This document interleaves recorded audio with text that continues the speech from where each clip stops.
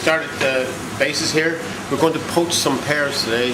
Today pears are in season, so we're going to do them in. I have some sugar. I've got half a kilo of sugar, and I have 3 liters of water. I have some cinnamon sticks. I have some lemon. I have some red wine. I'm going to bring that up and make a stock syrup. And when the stock syrup with all this is ready, I'm going to drop my pears in. Come back to me in a minute. Boiling away here, simmering away. So what I'm going to do, taste it, needs a little bit of something sweet, add some vanilla, and just let it come back up again, and then I'm going to poach my pears. I'm going to poach in the pears. I just clean them and immediately put them in, all dropping them in nicely. What I've done is I've left the bottoms on. The bottoms will come off after it's been cooked, because if you coat them beforehand, they'll fall apart, you'll get frilled edges, and you won't get a full pear coat.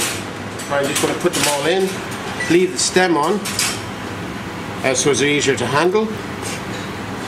Get them all in, nice big pot of pears, and we're going to make a dessert when we're finished with some ice cream, some chocolate sauce, and the classical term for that is pear belle helene.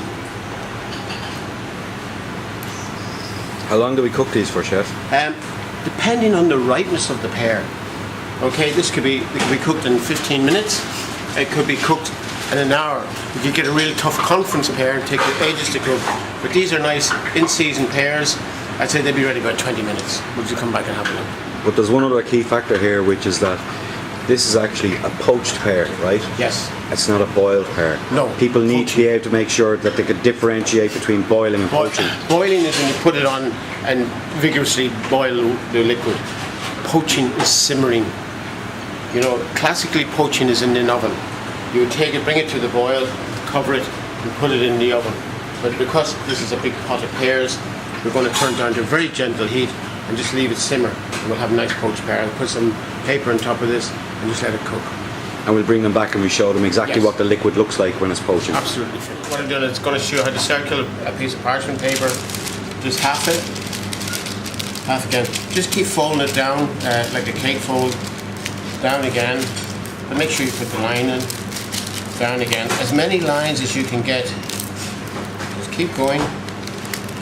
Keep going. Get it down as fine as you can. And then you go to your pot. As soon as you get the circle to meet your pot, go halfway in, mark it.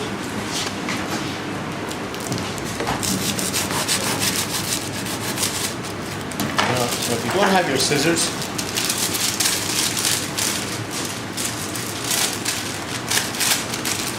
perfect circular lid. By parchment paper then you don't have to grease it. You just get everything up or whatever you're doing.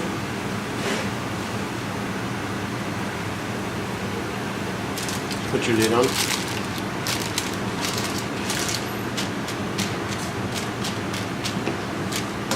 just let it simmer very, very gently.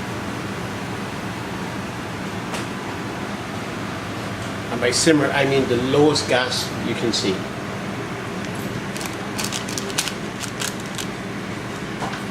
Alright?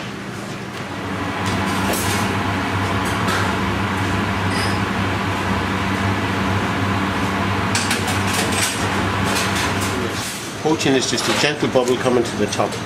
You know, enough heat, you see the bubble just rising slowly, like a really good champagne. Cooks nice and easy. It's like you've got a cheap champagne or sparkling wine, the bubbles rise vigorously, that's boiling. This is poaching, the bubble comes slowly to the top. It's in there, nice and slowly to the top, that's poaching, no more than that.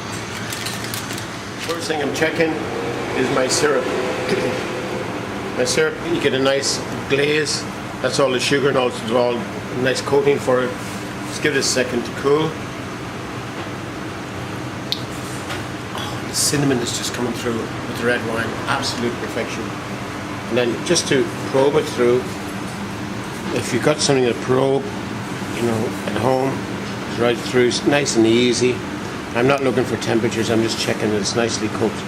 Just take it off. That nice and easy through. Knitting needle, anything at home that wants to sterilize, put it in, just take it off, cool it as quick as you can. Stop the cooking process. Okay guys, we'll show you when we're finishing it off.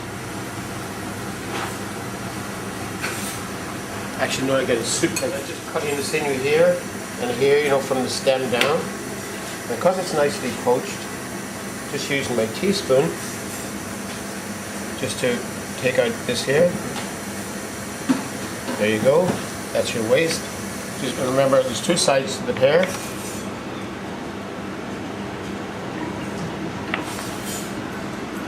You can serve it back together or open it up. You can put in here a ball of ice cream or whatever you would like to do. The pear dessert today, I'm going to make some chocolate sauce, so I've just heated some cream. And I mean heated, just bring it to what it's scald. I have here some dark Belgian chocolate couverture, 80% cocoa. I'll just put that in. See, I buy it in little buttons. Just add it in. Stir it down. We'll get a nice rich chocolate sauce. And then we're going to have our poached pears and red wine, some gorgeous vanilla ice cream, and some dark chocolate sauce. Heaven at its best. It's a simple chocolate sauce, as you see. You know, another day we're going into pastry and we make ganache and all different things to do with chocolate. But today this is just a nice chocolate sauce. Go with a nice Sunday lunch or whatever you want to do with it, an evening meal. Just make sure that the chocolate is well melted into your cream. Okay. The only thing I'll say about doing anything with pastry, pastry is an exact science, right? Quantities, qualities, and temperatures.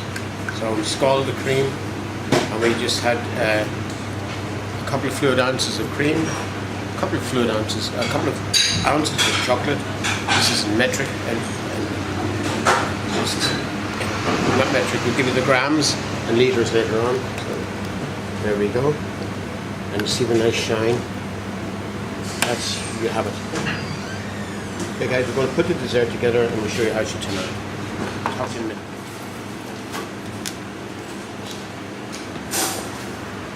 There's fresh ice cream.